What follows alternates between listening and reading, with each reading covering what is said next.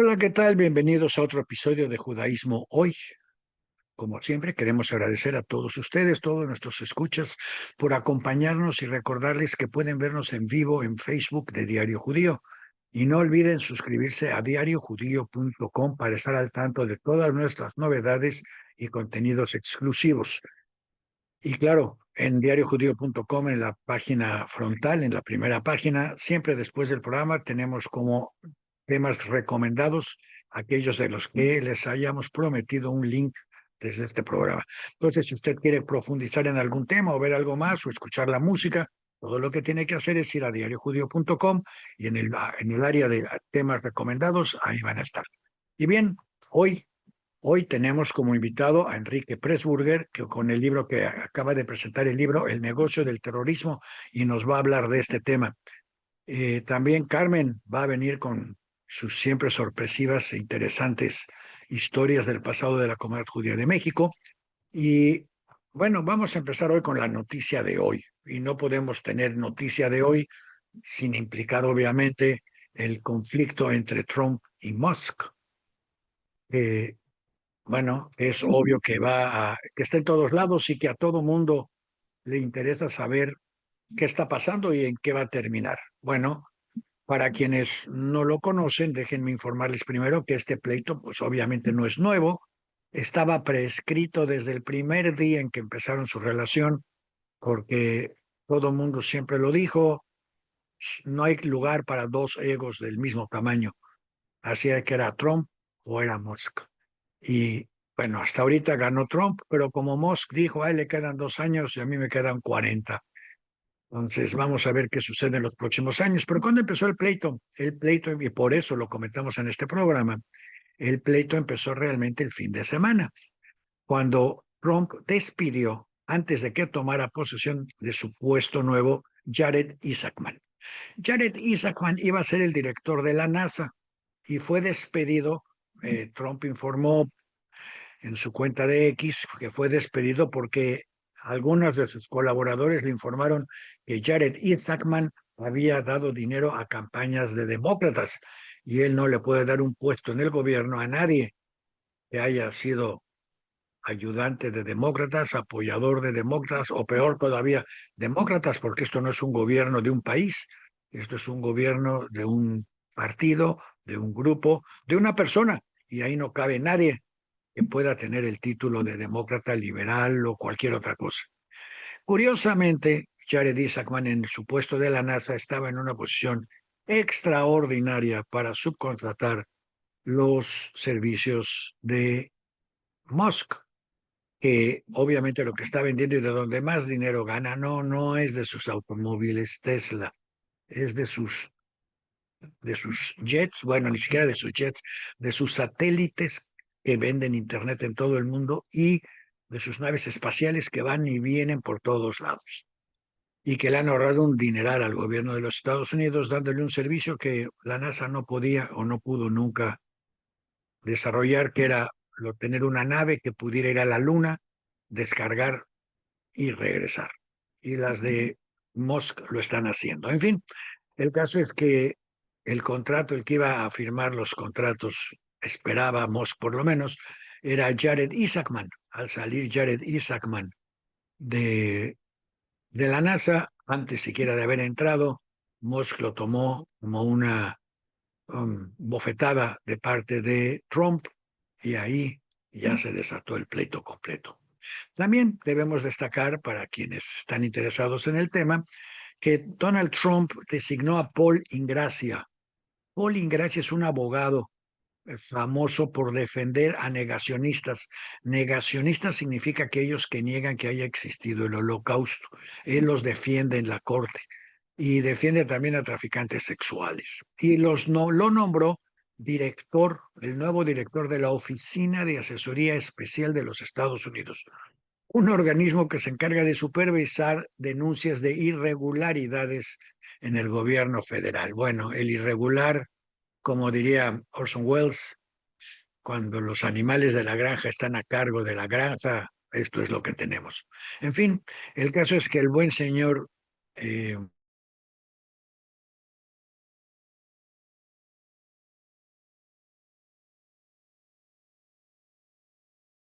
constitucional altamente respetado.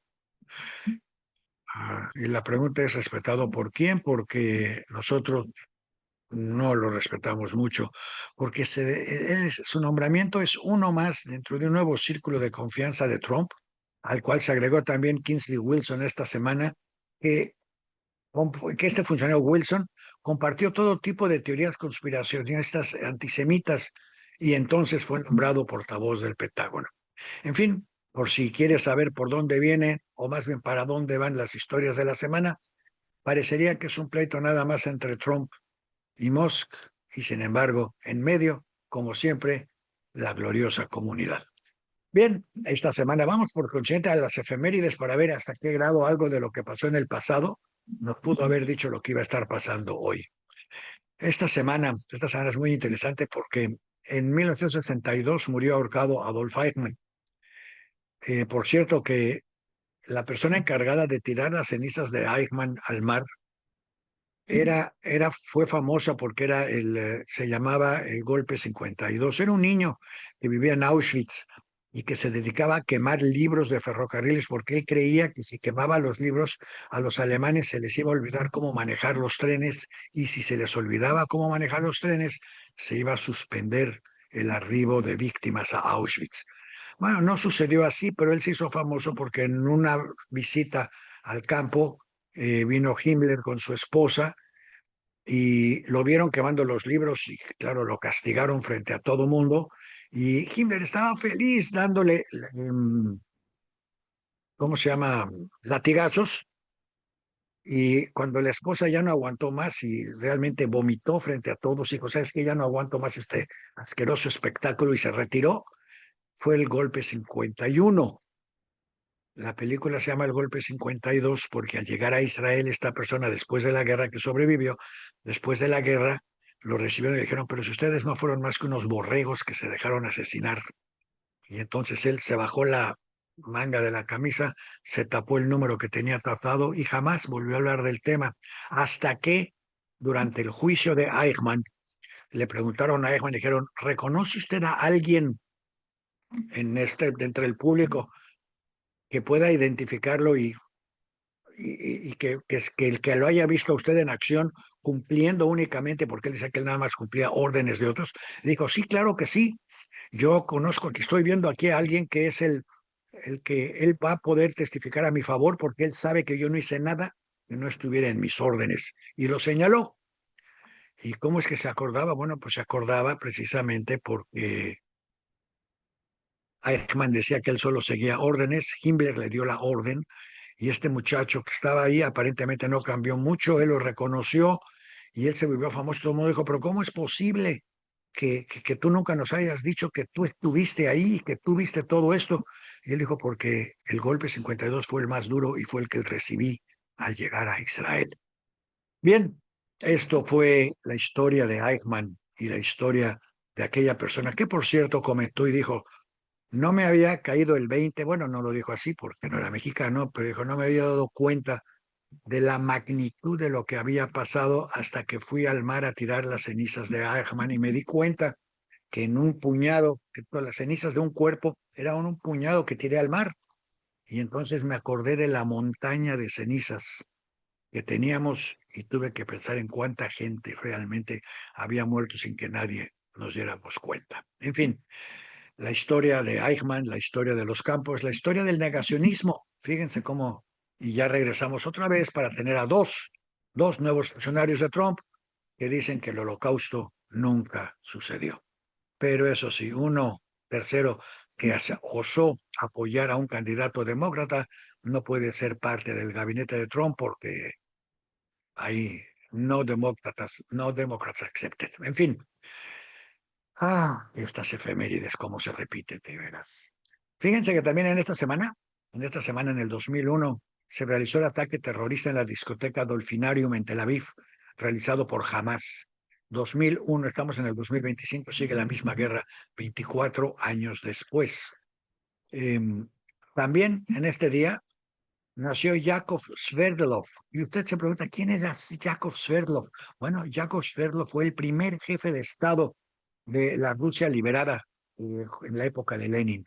Y aunque Lenin dictaba prácticamente todas las órdenes, Yakov Sverdlov fue el que abrió la presidencia de lo que hoy es Rusia y demostró o trató de demostrar que por lo menos bajo eh, Lenin y con Trotsky del otro lado no iba a haber antisemitismo en la Unión Soviética. También esta semana, Leon Blum se convirtió en el primer judío en ser electo primer ministro de Francia, 4 de junio de 1936. Leon Blum, que además todo el mundo sabía que era judío, para los que dicen que todo el mundo es antisemita y que no, no, no, no, ni todo el mundo es antisemita, ni siempre ha sido todo el mundo antisemita, ni todo el mundo nos odia, ni nada por el estilo. También en esta semana se conmemora el del 1967, en 2 años serán 40, 60 años de la Guerra de los 6 días. 60 años de la guerra. Bueno, ahorita son 58 años de la Guerra de los 6 días y de que se haya perdido la primera gran oportunidad de establecer la paz para siempre en el cercano Oriente. Les recuerdo que durante la Guerra de los 6 días no existían ni la autoridad palestina, ni las exigencias palestinas, existían los palestinos. Pero después de la Guerra de los 6 días, los que se quedaron en Jordania fueron asesinados en el Sábado Negro, los que se quedaron en Líbano fueron asesinados posteriormente por los libaneses y los que se quedaron en Israel pudieron haber sido integrados al país y ahí se hubiera acabado el pleito, pero no lo fueron y entonces se creó la necesidad de una nación palestina para los palestinos que no se integraban o que no fueron invitados a integrarse al Estado de Israel. También, claro, sabemos, en esta semana se celebra el desembarco de Normandía, hoy específicamente el desembarco de Normandía, donde tanta gente pudo observar, vivir o sobrevivir el inicio del final del nazismo. Y en el inicio del final del nazismo, a lo mejor Musk, el pleito este interno entre Musk y Trump, vienen a señalar el inicio del final del republicanismo trumpista. ¿Quién sabe? Tantita suerte y así se da. Por lo menos para los que no son trumpistas, claro, porque para los que son trumpistas, pues no va a ser tantita suerte. Eh, y si se dan ustedes cuenta, todas estas efemérides nos llevan a recordar varias cosas, que es básicamente que si se toman las decisiones correctas en el momento correcto, nos evitamos décadas, décadas de guerra. Israel ganó la guerra de los 6 días, que fue casi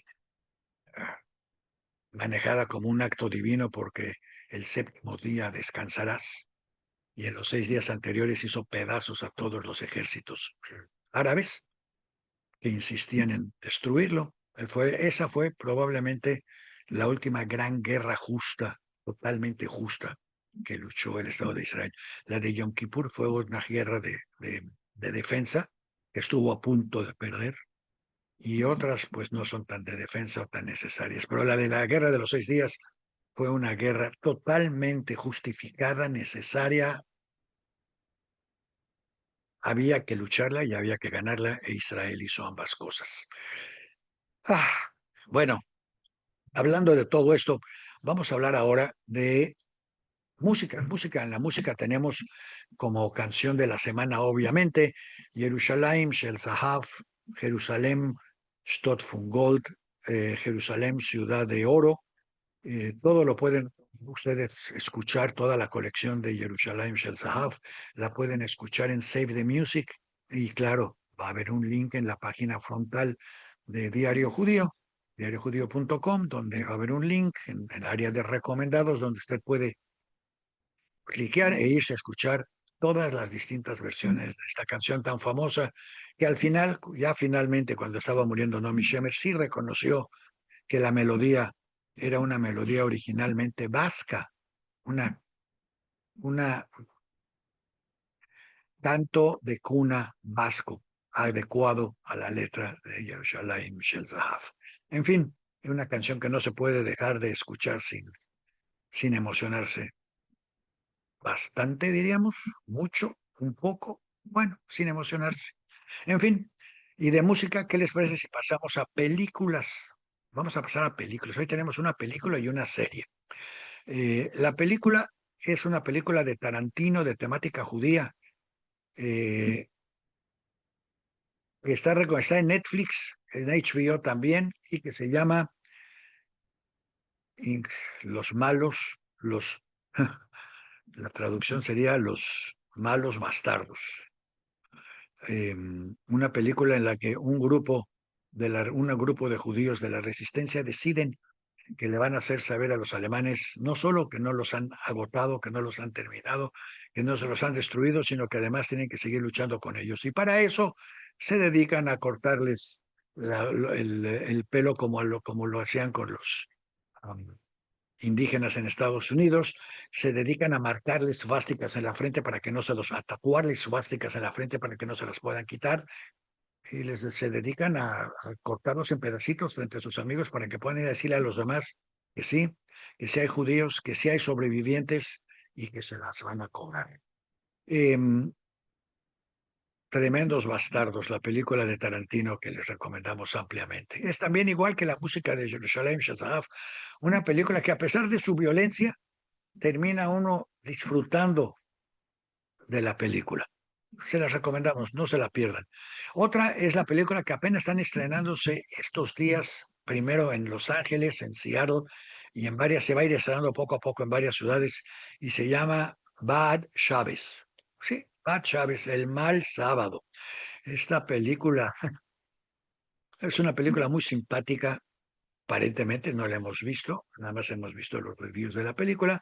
Y Bad Chávez es una película en la que una familia que se reúne todos los viernes, por eso los Chávez, a comer jale y a celebrar Chávez, se reúne, pero la mamá en la familia decide que para darle un poco de sabor a estas reuniones semanales, va a crear unos pranks y va a crear así unos cuantos chistecitos. Y por eso se llama Bad Chávez, porque uno de los chistecitos es que aparece un muerto en una de las recámaras en la casa. Y todo lo demás sucede a partir de la celebración de Chávez y cómo se celebra Chávez en una casa judía. Por cierto, que entrevistaron al autor, a uno de los actores que participa ahí, y salió enamorado de la Jale y del Gefilte Fish. En fin, hay gustos para todo. Quien no lo ha probado, deberían de probar Gefilte Fish a la mexicana. Probablemente a mi gusto no hay mejor principio para una buena cena que un buen gefilte fish a la mexicana. También se lo recomendamos ampliamente. Y ahora vamos al libro, porque ustedes se preguntarán dónde está Isaac. Bueno, Isaac no está porque Isaac está viajando a Israel. Probablemente ya llegó, yo creo, a Israel, pero está yendo a Israel para buscar información real de qué es lo que está pasando en el país, qué es lo que la gente, los ciudadanos de ese país piensan y qué es lo que realmente está pasando en Gaza. Ojalá consiga información de primera mano y nos pueda decir realmente qué es lo que está pasando. Sobre el tema hablaremos más una vez que tengamos acá al señor Pressburger, pero mientras vamos al libro. El libro es de Alex Grigelmo y se llama La información del silencio. ¿Cómo se miente contando hechos verdaderos? Es un libro, pues, un libro que hay que leer con un poco de tiempo porque tiene 500 páginas, un poco más de 500 páginas en las que nos explica y nos ilustra y nos documenta sobre cómo se usa el silencio y las pequeñas verdades para mentirnos en todo lo demás. Algo que ha sido característico de los gobiernos populistas, tanto en Israel, en México, en Estados Unidos, que todo lo que dicen es cierto. La primera parte, la primera frase siempre es cierta, es perfectamente corroborable en realidad.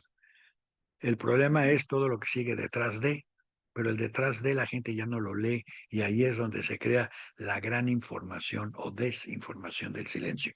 La información del silencio también va a estar listado en los temas de la semana, los temas recomendados en diariojudío.com. Mira, ya dimos Netflix, ya les dimos una película, les dimos una canción, les dimos un libro y una revista. Vamos a la revista. La revista es Sapir, es una revista nueva. Bueno, cada mes digo lo mismo, porque cada mes sale un ejemplar nuevo, pero la revista es casi nueva y se llama Ideas para un futuro judío. La revista, afortunado o desafortunadamente, Eh, está muy bien elaborada. Y en este número dice, está dedicado al activismo judío. Y dije, ahorita van a ver por qué dije desafortunadamente. Y empieza diciendo precisamente que el activismo judío está presente sobre todo de manera dramática en el siglo XIX y siglo XX. Menciona, entre otros grandes activistas judíos, a León Trotsky, que lideró a un ejército de 5 millones de personas en la que para ganar la guerra civil en Rusia. Menciona a Rosa de Luxemburgo, quien fue asesinada a los 47 años de edad, y luego menciona a Dani el Rojo. No sé cuántos de ustedes se acuerden de Dani el Rojo, pero si no se acuerdan de Dani el Rojo, es tiempo de recordarles. Dani el Rojo era pues realmente un muchacho francés de origen alemán, hijo de sobrevivientes, que en el verano de 1968, decidió que era tiempo de pelear. Y él realmente todo lo que quería pelear es que los dormitorios en la Sorbona no fueran separados hombres y mujeres. O sea, realmente como adolescente estaba perfectamente en el punto, como aspiracionista, activista, pues realmente no era la mejor causa de defender que los hombres y las mujeres pudieran dormir todos juntos y revueltos en los dormitorios de la Sorbona. El caso es que sin querer queriendo empezó una serie de manifestaciones que fueron mal atendidas en el 68, sobre todo por De Gaulle. En México pasó lo mismo y también fueron mal atendidas, eran manifestaciones que hubieran podido ser eliminadas en segundos con tan solo atender las reclamaciones casi inocentes que se tenían, pero el caso es que De Gaulle decidió confrontarlas y al confrontarlas, lo que sucedió fue que el físico Alain Geismar y el filósofo André Glucksmann, que sigue creándole problemas a los gobiernos franceses, empezaron a sobresalir por sus ideas en el choque contra De Gaulle, y De Gaulle terminó abandonando el gobierno francés, convirtiéndose en un profundo antisemita a partir de entonces, porque realmente él identificaba, y hasta de cierta manera con justa razón, su caída con el activismo judío de ese momento.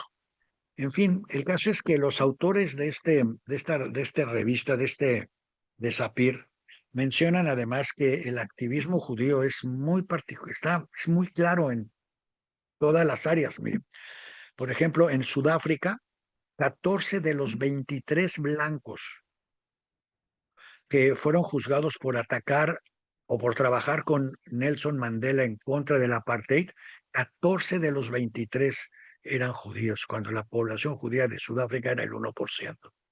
En Argentina, en la Guerra Sucia de 1974 a 1883, una décima parte de todos los asesinados por la Junta eran judíos, activistas judíos. Otra vez representaban el 1%, murieron 10 veces más de lo que representaban. Y uno de ellos, Jacobo Timerman, el director de La Opinión, fue el frente total de la lucha contra los milites. En Chicago, de los 7 miembros del juicio de los Chicago Seven en contra de la guerra de Vietnam, 4 eran judíos. Bueno, y podemos seguir porque en Europa, después de Lenin, lo siguieron Lev Kamenev y Gregory Zinoviev, ambos judíos. En Hungría, el primer gobierno comunista de Hungría fue encabezado por Bela Kun, pero el último, el gran levantamiento en contra de los comunistas, en el levantamiento del 56 en Hungría, fue liderado por el judío Georgi Lucas. Ni hablar de Polonia, donde la lucha contra los comunistas fue encabezada estratégicamente por un sobreviviente del levantamiento del gueto de Varsovia. Bueno, que seguía luchando ahí. Y entonces se preguntan los autores y dicen, bueno, ¿de dónde viene todo esto? Y encuentran, por ejemplo, que Abraham, de acuerdo con la tradición judía, Abraham fue el primer activista judío, porque Abraham se metió al templo ahí en Irak, donde estaba, se puso a destruir íconos, y a empezar a gritar a favor de una fe monoteísta, por la cual lo corrieron obviamente y salió disparado hacia tierras no tan prometidas y se fue a Abraham. Pero después de Abraham se repitió la historia con Moisés, quien en Egipto, y habrá quien diga que es judío, que no es judío, que es el niño judío, que si la canasta, lo que usted mande y diga, pero el hecho es que Moisés inició un movimiento de resistencia contra los reyes egipcios, contra los faraones, y les ganó y creó un gobierno diferente. Lo interesante es que una vez que llegaron a la tierra de Israel, los profetas salieron a decir, todos salieron a decir que tengan cuidado con el gobierno que escojan. Fíjense, los profetas de aquel entonces, Deuteronomio 17:14, les dijeron, tengan cuidado, no escojan un rey y si lo escogen, cuídense, porque tienen que cuidar que ese rey siga las leyes, que ese rey no tenga demasiadas esposas. Si supiera de veras que ese rey eh, no tenga demasiado oro y demasiada plata y que tampoco tenga demasiados caballos. Bueno, todo lo que era riqueza.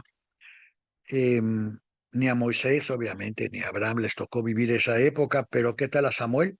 Samuel volvió a repetir a los israelíes, a los habitantes del territorio israelí en aquel entonces, que se cuidaran del gobierno político y que se cuidaran de escoger reyesuelos que los guiaran por muchos años, porque por definición, dijo Samuel, el poder político es incurablemente violento, autoservidor y corrupto. Por consiguiente, ustedes saben que van a tener eso, así es que asegúrense de limitar en todo lo posible la corrupción y la, mm, el abuso de los reyes, porque si no, sus hijos van a terminar siendo sus soldados para sus guerras personales. Y eso lo dijo Samuel a Isaac, y ya tenemos a Isaac allá en Israel, para ir a verificar a ver si es cierto que los israelíes aprendieron la lección o no aprendieron la lección y están repitiendo los mismos errores que desde la Biblia nos advirtieron que podía pasar. Y bueno, quien quiera, acá está la revista Sapir, que también la vamos a tener en los links de recomendaciones de Diario Judío en cuanto acabe este programa. Y luego, y ahora, ¿qué les parece si ahora le damos la bienvenida a nuestro invitado, Enrique Pressburger, que nos va a hablar de su libro El negocio del terrorismo? Negocio que, por cierto, si usamos las palabras del profeta Samuel, pues los de Hamas son lo mismo, reyesuelos que utilizan a su pueblo para sus ambiciones personales. Pero vamos a ver si es cierto. Bienvenido, Enrique. Gracias, muchas gracias. Con mucho gusto de estar con ustedes. Yes. Gracias, bienvenido. Cuéntanos algo. Tú sabes que nosotros tenemos un website dedicado prácticamente a documentar de lo que tú escribiste, ¿verdad? Oh, a ver, platícame eso. Sí, si recorres, si visitas israelbehindthenews.com, es más, le vamos a pedir a Judith que también lo ponga en los recomendados israelbehindthenews.com. Ellos llevan más de 2 décadas filmando en los campos de refugiados a las clases y los libros de texto que se usan en los campos de refugiados palestinos para decirle a los niños que tienen que morir por el yihad y por lo tanto, pues para qué estudian matemáticas si se van a morir por el yihad. Y llevan 20 años documentando esto hasta la fecha. No, por si quieres una nueva fuente adicional a todas las que tú ya tienes. Ah, pues sí, sin duda será interesante tenerlo, ¿no? Pero bueno, sí, digo, creo que para empezar a entrarle en materia, Sí, por gracias favor. otra vez más y un saludo a tu audiencia. Pues sí, justamente digo, sabemos que hay un tema religioso, ideológico, o sea, hay muchos temas ahí que perpetúan este conflicto, ¿no? Lo que yo quiero arrojar luz y por lo que escribo este libro es porque también esto se puede ver como una industria económica y de alguna manera los incentivos económicos también son los que sostienen este conflicto y a veces pudiera ser la variable que te resuelve todo, porque resulta que es una institución muy lucrativa, ¿no? Entonces, si quieres entrándole por partes, Sí, a ver, empezamos por favor. hablando con la ONU, para entender el nivel de corrupción en el que ha caído la ONU hoy en día, que es pues una cosa impresionante, ¿no? El primer dato que igual y manda a la gente de espaldas cuando lo escucha es que el 25% del personal de la ONU trabaja en Gaza, son empleados palestinos de Gaza, ¿no? ¿Cómo así? Uno de cada cuatro empleados de la ONU está basado en Gaza y es un árabe palestino. ¿En qué sentido? Pues que la ONU es un organismo aproximadamente de 130,000 personas y la UNRWA, que es la agencia especializada para atender a los refugiados palestinos, tiene 30,000 empleados, ¿no? Esto viene de una distorsión porque la ONU tiene distintos organismos, tiene uno específico que es la ACNUR para atender refugiados.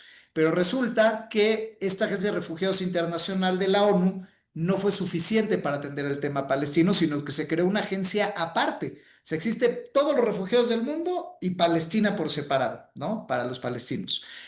¿Hay Y alguna razón para eso? corrupción, realmente no hay Ok. ninguna razón. Es el tema de que es justamente el tema que hay que cuestionar, ¿no? Es como si decimos, oiga, vamos a crear un organismo para la alimentación de toda África y un organismo especial para Nigeria. Oye, ¿por qué Nigeria se pone africano? Pues nada más, así, ¿no? Pero no nada más esto, sino que la Agencia Mundial de Refugiados tiene 17,000 empleados y la Agencia de Gaza tiene 30,000, o sea, casi doblan los empleados y doblan el presupuesto. Entonces, esto nos da un tema de que los funcionarios de la ONU Espérame, basados en espérame, Gaza, espérame, nada más para contextualizar esto. ¿Cuántos refugiados pudiera haber en 2 Gaza? millones, o Ok. sea, los 2 millones de habitantes que tiene Gaza, ¿Y cuántos refugiados refugiados podría haber en el resto del mundo? pues varias decenas de millones, Ok. no, 80, Entonces, 100 millones, ¿no? O bueno, sea, quiere decir que los de Gaza reciben muchísimo más cuidado y atención y están en mucho mejores condiciones que todos los refugiados del resto del mundo, ¿o no?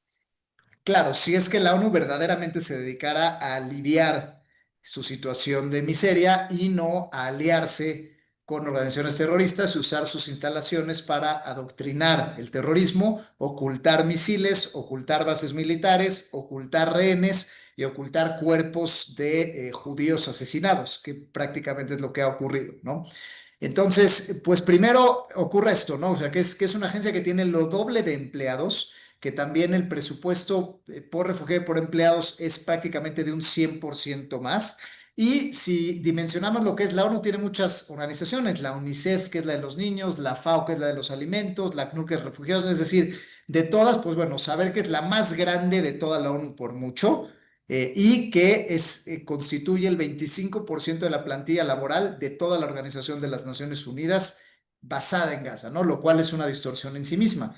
Ahora, entrando un poco más profundo, dices, bueno, pues sí, claramente es una agencia a modo que está dedicada a financiar, pues de alguna manera, mm, esta distorsión, ¿no?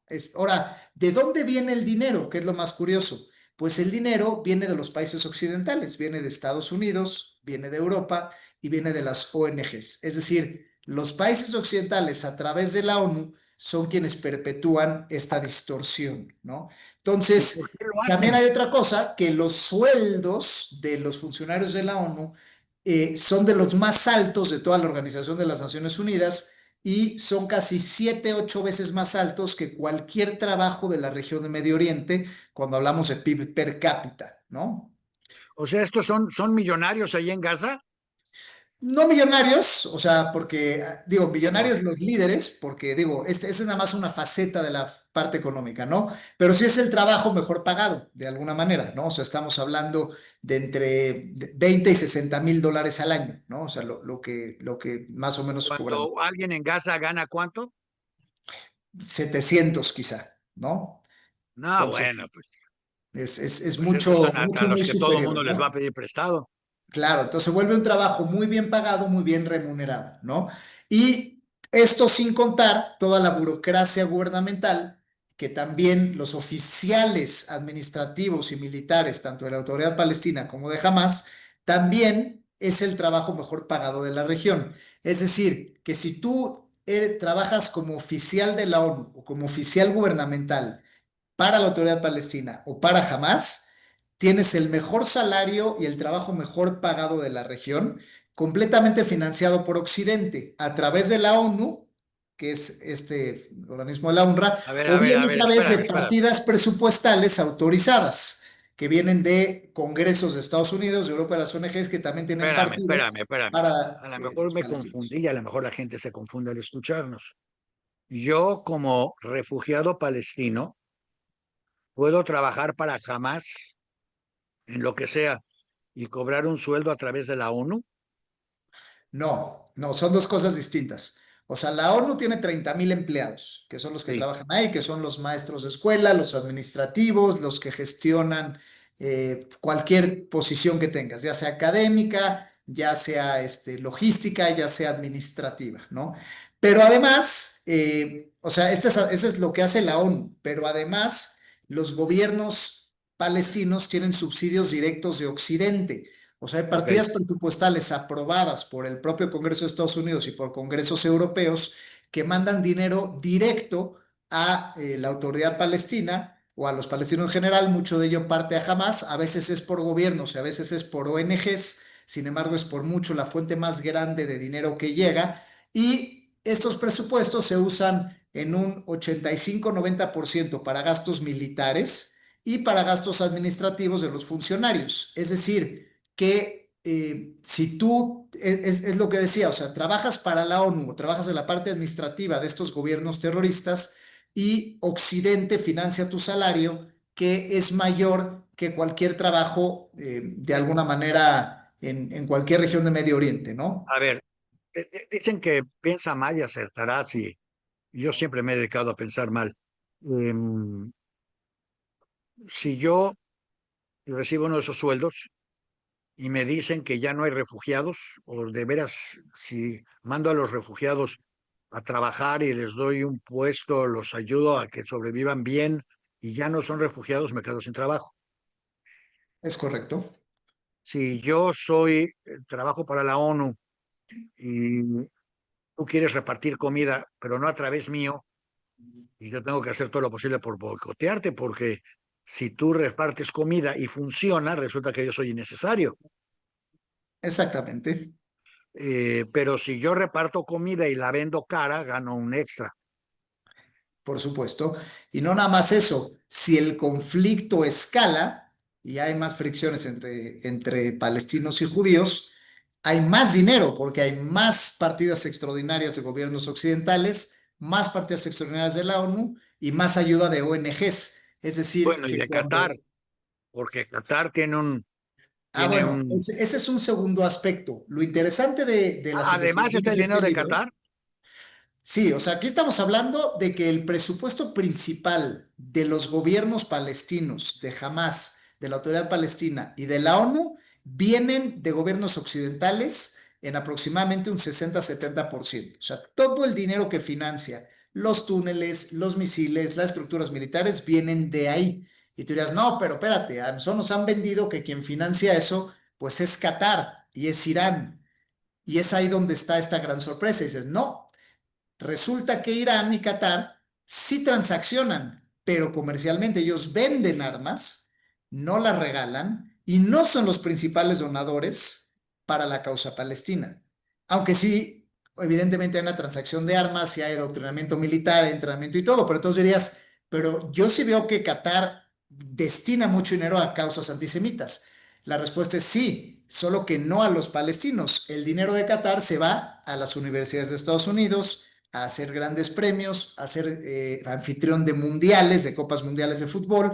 Es decir, el dinero de toda esta industria terrorista, igual Irán a desarrollar su programa nuclear, va a alimentar su lavado de ideología con Occidente, es decir, legitimizar el terrorismo y de alguna manera echar a andar toda esta maquinaria de propaganda mediática, de genocidio, de victimización de los terroristas, de todas estas noticias falsas, inflar las cifras de Hamas, que sabemos que siempre miente con las cifras, sin embargo, todo el mundo la toma por buena, y de alguna manera lo que hacen es inundar dinero en Occidente mismo, en Europa y en Estados Unidos, en las universidades, en limpiar su imagen, en agencias noticiosas, y ahí es donde se va. Entonces ahí es donde empezamos a ver esta gran distorsión económica.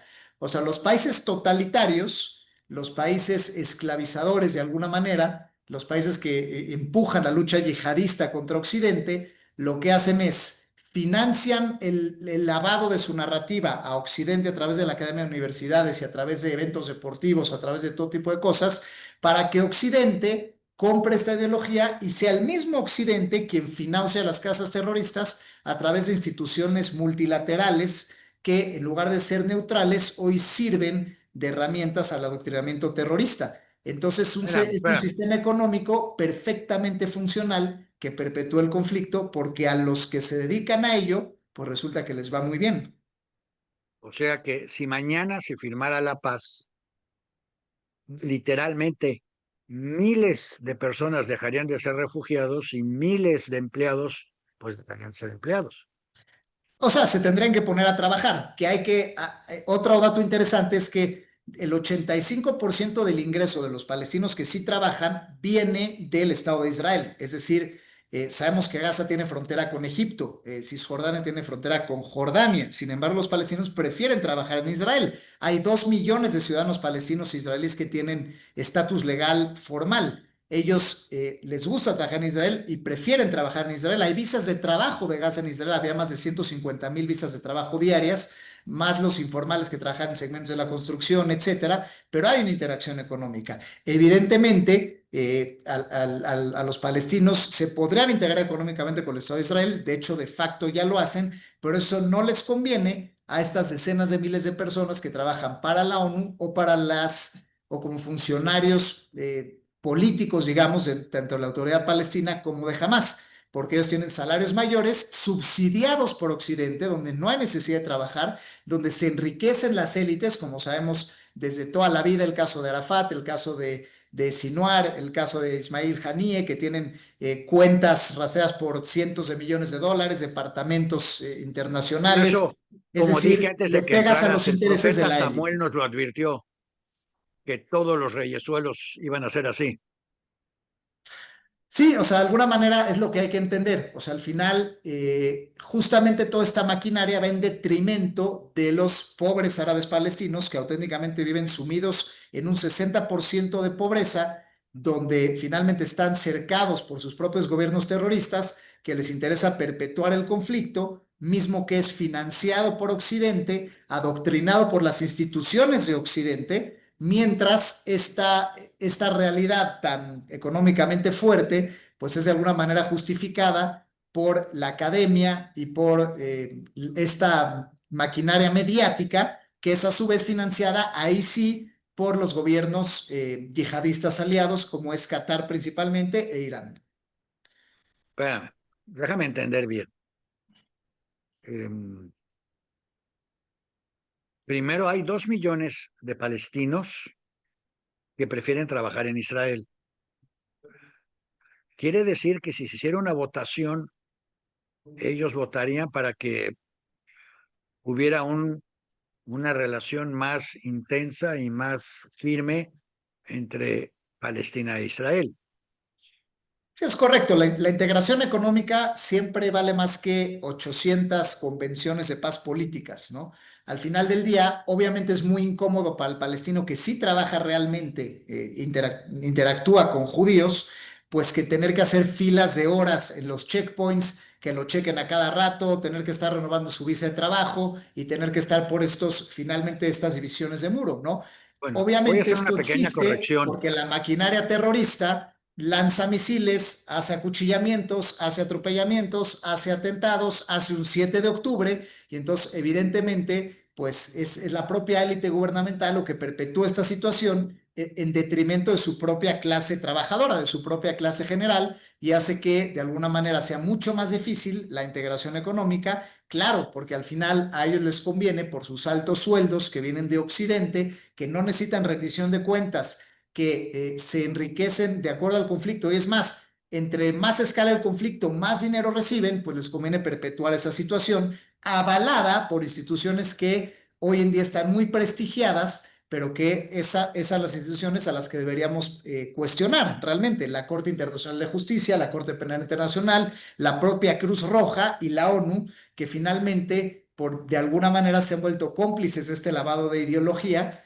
de alguna manera son parte de esta estructura financiera, ¿no? O sea, debiera ser un escándalo que el 25% del personal de la ONU trabaja en Gaza. Es algo de lo que nadie habla y es un dato que tiene un incentivo económico oculto. Y esto estamos hablando de intereses económicos que en cualquier empresa serían denunciados, ¿no? Entonces acá es, pues simplemente la propuesta justo de la investigación, es decir, pues en lugar de enfocarnos tanto en temas religiosos, en temas políticos y en víctimas y victimarios, ¿por qué no rompemos este ciclo económico y quitamos estos incentivos para que la gente entonces busque trabajos honestos, justamente, y empiece a haber integración económica y entonces los terroristas ya no tengan este incentivo financiero sin rendición de cuentas eterno y creciente desde Occidente, entonces tengan que ponerse a hacer otras cosas, ¿no?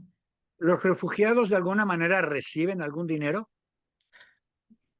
De alguna manera muy paupérrimo lo que ya reciben, ¿no? O sea, porque llega a las élites, se usa para instrumentos militares y entonces ya hay un remanente que se usa para medio mantener a la Pero, población, por ¿no? ejemplo, yo he escuchado que si hubo un refugiado del 48 viviendo en un campo de refugiados, si su hijo se salió de Palestina o se pasó a Israel o se fue a Canadá, pero el padre lo inscribe como refugiado, el señor viviendo en Canadá sigue siendo considerado un refugiado palestino, Es no un correcto. inmigrante palestino. Es correcto, esta es la única ley, o sea, bueno, la ley de los refugiados efectivamente es para quien nació en ese territorio y fue desplazado en un momento dado. Que esto ocurrió en 1948, no podemos decir los palestinos porque no se llamaban así hasta el sesenta y tantos, ¿no? O sea, después de la guerra de los Así seis es. días. Entonces, realmente en ese momento eran árabes que estaban en Palestina, que era designada así por el mandato británico, ¿no? Que a su vez usaron esta terminología desde griegos y romanos, que su raíz etimológica es de los filisteos, o sea que no era una entidad nacional necesariamente ni por la palabra, ni designada por ellos mismos, sino por el mandato británico, ¿no? Bueno, pero Sin estaban embargo, ahí. siempre habían estado ahí esos árabes, ¿no? Entonces, eran entre 350 y 500,000, los cuales efectivamente siempre estuvieron en esas tierras, pero la ley de refugiados general del mundo, la que la aplica la ACNUR, serían solamente ese número de personas. Ahora, para los palestinos existe una agencia diferenciada, que es la UNRWA, que tiene una ley diferenciada donde efectivamente el estatus de refugiados es hereditario.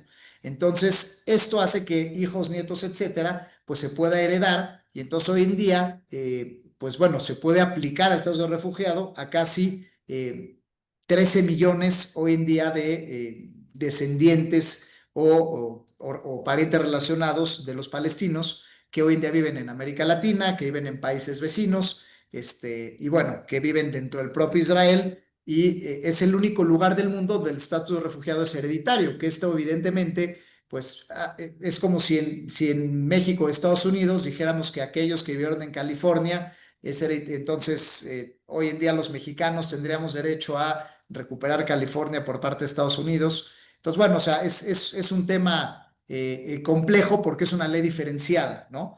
O sea, Bueno, creada ad ahora hoc para esta situación, ¿no? queda claro entonces que mientras más tiempo pase, más refugiados va a haber, Es correcto. Esa es la porque gran esto es porque se paradoja. están reproduciendo.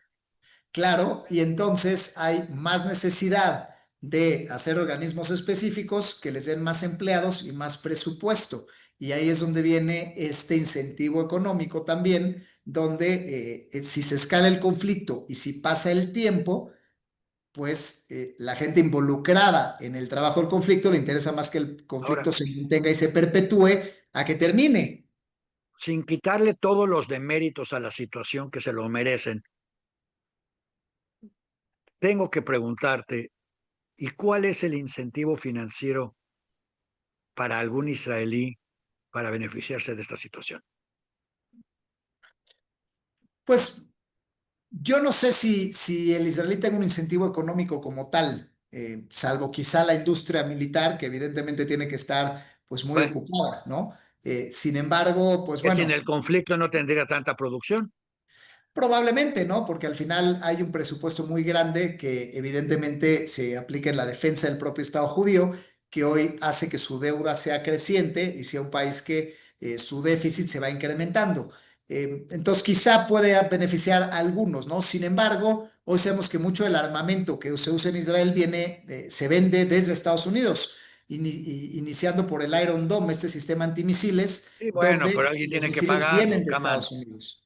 Entonces, De quizás es donde una venga hay industria, que pero yo no pagarlo. pensaría que el ciudadano israelí como tal tiene un incentivo a que este conflicto, Bueno, al menos no y económico, ¿no? el Porque ciudadano israelí es lo mismo que el ciudadano palestino. es correcto, el Estos nada ciudadano más están, israelí, bueno, con una aquí están nada diferencia. más como el chinito mirando. Hay una diferencia, que el presupuesto de la autoridad palestina viene en su mayoría de donaciones y partidas presupuestales del extranjero. Y el presupuesto israelí viene de los impuestos de la gente israelí que trabaja y de hecho mucho subsidia estos camiones de ayuda humanitaria, la energía eléctrica, un 75% de la que usa Gaza viene de Israel, el agua también viene de Israel, es decir, Israel subsidia parte de el agua, parte de la electricidad, parte del alimento de todos los días de los palestinos con partidas presupuestales de los pagadores de impuestos del propio Israel. Entonces, sí hay Bueno, una no te diferencia lo quiero echar a porque perder, pero cuando escala el conflicto, a los israelíes les cuesta más impuestos y el país se endeuda más. Cuando escala el claro, conflicto de ese lado, reciben más donativos occidentales que no les pega en bueno, su déficit, al revés, los enriquece más. lo cual quiere decir para los que dicen que los judíos manejamos todo y que sabemos todo de finanzas, vean que no, resultaron mucho más abusados, en este caso, los refugiados palestinos que saben cómo manejar mejor esas finanzas y beneficiarse de ellas. Que por cierto, yo te puedo decir que yo conozco que una persona en San Diego, que era muy sionista, que se fue a Israel por una temporada, se dedicó a vender llantas en Gaza, le fue de maravillas porque le vendía a la ONU y le vendía a todo mundo, y cuando juntó suficiente se vino de regreso a San Diego. Entonces, sí, sí hay quien se beneficie del otro lado también, y eso genera en ambos lados un incentivo malévolo para que no se firme la paz. Por cierto, que acaba de llegar la noticia hace un momento de que Netanyahu aceptó hace unos minutos, reconoció que él ha estado armando a pandillas, eh, bueno, obviamente criminales en Gaza, para que crearan desorden en las líneas de alimentos. Pero bueno, lo único que quería yo es que la gente no se quede con la impresión de que todo un lado es bueno y todo el otro lado es malo, sino que realmente en el camino hay 2 millones de palestinos trabajando y viviendo en Israel. Hay millones de israelíes que viven perfectamente en paz o quisieran vivir perfectamente en paz también con los palestinos, y que lo único que está pasando es lo que tú estás documentando perfectamente bien, que es mientras haya un incentivo para que se maten entre ellos porque alguien va a ganar dinero gracias a eso, pues los van a seguir matando entre ellos. Porque al final del día, el pobre niño que es mandado al ejército en un lado o en el otro, no tiene muchas opciones más que irse o escaparse de ahí para que no lo recluten al ejército y le hagan pagar a él los platos rotos. Es correcto. Pero Es, bueno, ¿cuánto tiempo te llevó a hacer esta investigación? Porque no creo que sea muy fácil conseguir todos estos datos. Si lo fuera, todo no, mundo los tendría, ¿verdad? Si los sí, buscaran. fue complicado, de alguna manera. Al final, o sea, creo que más allá de que los datos sean ultra reveladores, lo que es innovador es la perspectiva, ¿no? O sea, al final, todo esto es información pública. O sea, se sabe cuánta gente de la ONU trabaja para la UNRWA, eso es sabido. Se sabe que hay partidas presupuestales que van a los palestinos de gobiernos occidentales. Se sabe lo que Qatar dona a las universidades americanas. Se sabe finalmente, o sea, hay cosas, la verdad es que todo es información pública, no hay nada, digamos, que sea innovador. Quizá lo que es Mira, innovador es la manera de presentar la información y conectar todos estos puntos para tener los incentivos. Hay cosas que también no dije, que son los bonos a los asesinos de judíos, ¿no? Que hay bonos a quien asesina un judío, espérame, hay, espérame, espérame. hay pensiones Déjame vitalicias aclarar un para... término. Déjame aclarar un término. Hasta donde yo tengo entendido, hay un bono a quien asesina a un israelí, Es correcto. pero hay israelíes cristianos. Como por ejemplo, el israelí cristiano es al que mataron en el Museo de Chicago. Era un israelí cristianísimo, empleado de la Embajada de Israel en Estados Unidos. No es un israelí judío, pero si matan a un israelí cristiano, también hay bono para el que lo mató. Bueno, hay Nada más bonos. lo digo para que quede claro para todos, es un beneficio para quien asesina, punto. Sí, es correcto, para No quien tiene que asesina y ir a comete checar si actos eres judío o terroristas. no antes de matarte. Te dan pensión, te dan salarios si te meten a la cárcel, te dan pensiones vitalicias si cometes un atentado exitoso y un departamento si el atentado sí es correcto. Si el asesino muere al explotarse, la pensión vitalicia se pasa a la familia. Entonces, de alguna manera hay bonos como si fuera empresa, ¿no? Si asesinas, si intentas asesinar, si cometes atentados adecuados, si te meten a la cárcel, hay una estructura de sueldos, pensiones vitalicias, subsidios y entrega de departamentos, por lo cual también se vuelve una política social, con una parte muy relevante en Producto Interno Bruto de estos presupuestos, que se va a gasto militar y a pago de la estructura terrorista. Entonces vuelve un Mira, trabajo mejor pagado y subsidiado que pues ser ingeniero, ¿no? no es que lo necesites, pero yo te recomiendo ampliamente que hables con nuestro colaborador, con Noam Bedin en Israel, porque él ha estado documentando exactamente eso, como te dije, por 2 décadas y tiene un montón de datos que además se complican de manera extraordinaria, porque el hijo de él vivía en Sderot y era el encargado de hacer los tours de Sderot cuando estaba todo el tiempo bombardeando Sderot.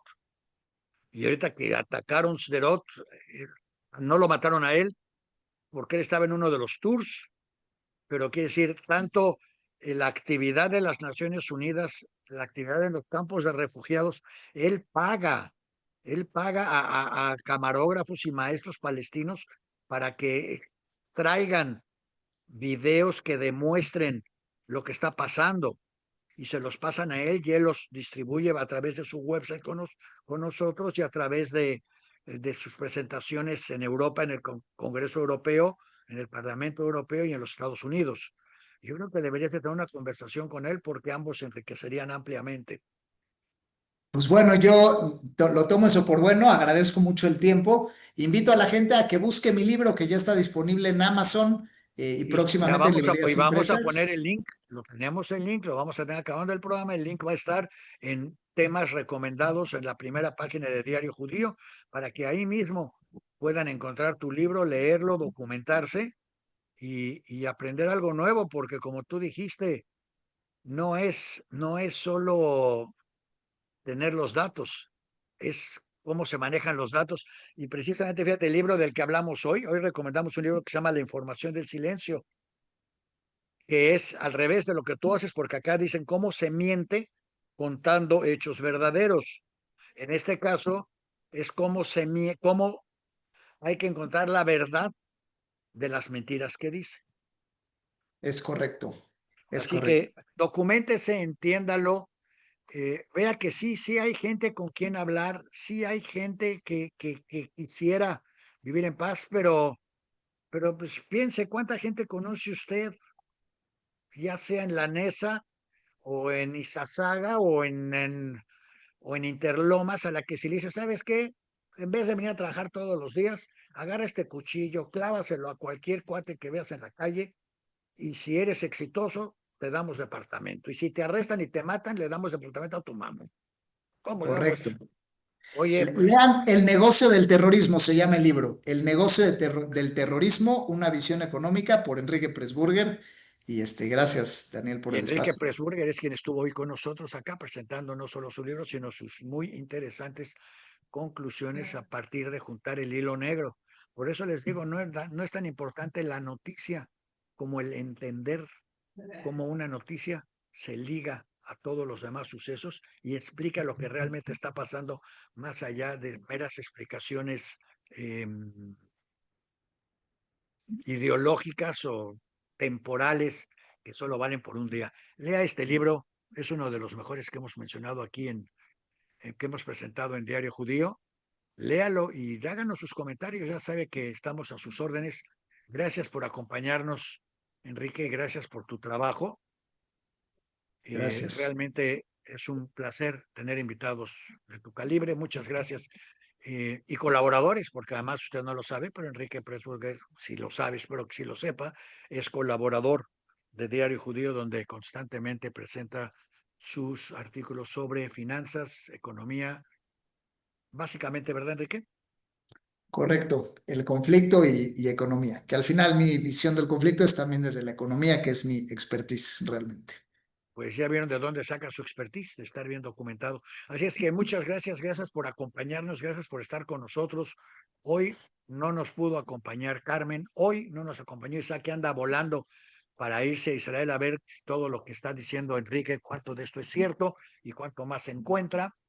Eh, pero recuerde, usted puede oír este programa, puede enviárselo a sus amigos, enemigos, afiliados, asociados y a quien usted quiera. Está en YouTube, Judaísmo Hoy MX. También suscríbase a nuestros shorts en YouTube también, @Judaísmo Hoy Shorts, donde en 1 minuto al día le damos todo un aspecto, una panorámica de lo que es la historia del judaísmo productiva en todo el mundo. En fin, también estamos en Spotify como Judaísmo Hoy y claro, aquí en Facebook y en todos los lugares donde usted nos quiera encontrar. Judaísmo Hoy en Diario Judío. Bien, eh, muchas gracias Enrique. Saludos a Carmen que no nos pudo acompañar por problemas técnicos. Saludos a Isaac que si está volando siga volando y si ya llegó se ponga las pilas y saque las antenas para traernos buena información. Gracias Judith por tu apoyo técnico y por todas las directivas sobre los temas y los detalles que luego a un servidor se le escapan. Y gracias a todos por estar con nosotros. Gracias, Enrique, nuevamente y hasta la próxima semana en este programa. Y recuerden, si lo que quieren es saber cómo el hilo negro junta una nota con otra nota que aparentemente no tienen sentido, escúchenos también en Polémica y Café todos los miércoles en la noche, Polémica y Café, o búsquenos en polémicaycafé.com, donde los programas están ahí, la memoria de los programas, para que nos puedan escuchar ahí con Eduardo Gurría y otros invitados. Muchas gracias y hasta la próxima semana.